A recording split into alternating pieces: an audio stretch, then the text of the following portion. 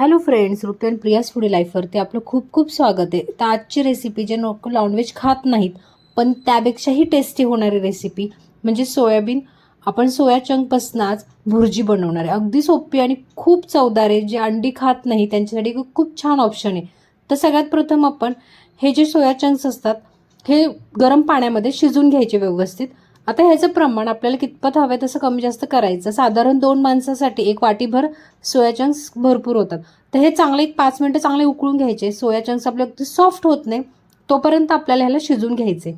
आता इथे टाकण्यासाठी मी भुर्जीसाठी कांदा, टोमॅटो आणि कोथिंबीरचा वापर केला. इथे आपल्याला जर हवं असेल तर आलं लसणाच्या पेस्टचाही वापर आपण करू शकतो. अगदी बारीक कांदा चिरून घेणार आहे. टोमॅटोही तितकंच बारीक आपल्याला ह्यामध्ये चिरून घ्यायचे.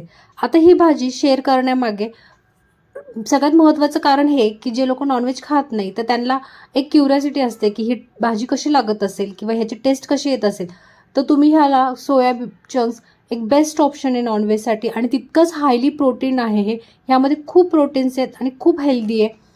तर जे जिम करतात किंवा जे डाईट करतात त्यांच्यासाठी सुद्धा एक बेस्ट ऑप्शन आहे प्रोटीन इनटेक करण्यासाठी सोयाबीन खाणं.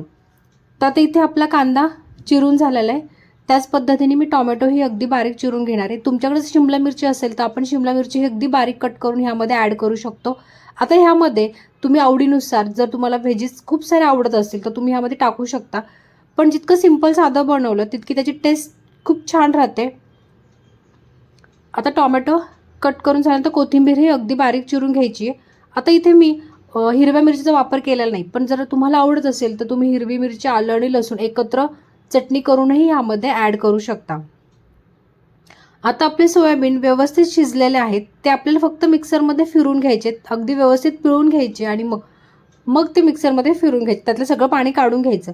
जर तुम्हाला मिक्सरमध्ये फिरून घ्यायचं नसेल तर तुम्ही फक्त त्याला सुरीने जरी कट करून घेतलं तरीही ते अगदी बारीक होतं किंवा हातानेही तुम्ही त्याचे तुकडे करू शकता. जर खूप फाईन नको असेल तर तुम्ही हाताने त्याचे तुकडे करून घ्या. आता अगदी 1 मिनिटभर पण नाही, खूप फक्त 1 सेकंदभर आपल्याला फिरवायचं आणि लगेच बंद करायचा मिक्सर. खूप जास्त फिरू नका. आता कढईमध्ये तेल तापायला ठेवायचे आणि आपल्याला फोडणी द्यायची. तर आता इथे मी मोहरी आणि जिरीची फोडणी देणार आहे आणि त्यामध्ये नंतर कांदा परतून घ्यायचा आहे. अगदी व्यवस्थित फोडणी द्यायची जोपर्यंत मोहरी आणि जिरं तडतडत नाही चांगलं. अगदी ह्या पद्धतीने आपली मोहरी आणि जिरं तेलामध्ये उडलं पाहिजे आणि मग आपण कढीपत्ता टाकून घ्यायचा आहे. त्यामध्ये मी एक चिरलेला कांदा टाकते. कांदा अगदी सोनेरी रंगावर येऊस्तोपर्यंत आपल्याला परतून घ्यायचा आहे.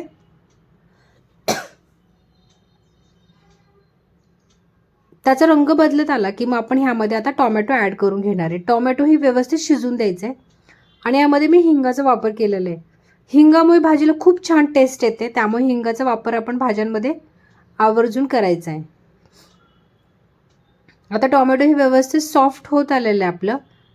ते ह्यामध्ये आता आपण मसाले ॲड करायचे. तिथे मी आता कांदा लसूण मसाला घरचे जे लाल तिखट असतं ते ह्यामध्ये मी थोडंसं किचन किंग मसाला ॲड केलेला आहे. ह्या ऑप्शनल आहे, तुम्हाला आवडत असेल तर टाकायची. किंचितशी हळद टाकली मी ह्यामध्ये आणि आता हे सगळं व्यवस्थित मसाले परतून घ्यायचे. ह्यामध्ये मी कांदा लसूण मसाल्याचा वापर थोडा जास्त केलेला आहे कारण पर्सनली मला तो खूप आवडतो. तर आता हे व्यवस्थित परतून घ्या. थोडंसं पाणी टाकायचं आपल्याला. पाणी ह्यासाठी टाकायचं की आपले सगळे मसाले एकजीव झाले पाहिजेत, ते खूप कोरडे राहिले नाही पाहिजेत. त्यासाठी थोडंसं पाणी टाकायचं आणि पाणी व्यवस्थित आपल्याला आटून घ्यायचे त्यामध्ये. आता तुम्ही बघू शकता मसाले व्यवस्थित झालेले आहेत आणि मग नंतर त्याला तेलही सुटते.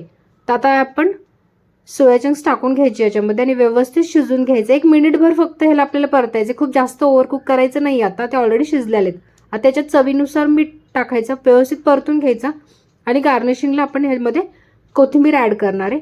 टिफिनसाठी ही खूप छान ऑप्शन आहे. तुम्ही नक्की ट्राय करा. मुलांनाही टिफिनला नक्की देऊ शकता. अगदी भन्नाट अशी टेस्ट येते. एकदा ट्राय करा, तुम्हाला सगळ्यांना ही रेसिपी खूप आवडेल. चला तर मग अशाच छान छान रेसिपीसाठी आमच्या चॅनलला नक्की सबस्क्राईब करा आणि नेक्स्ट व्हिडिओमध्ये भेटूयात. चला बाय.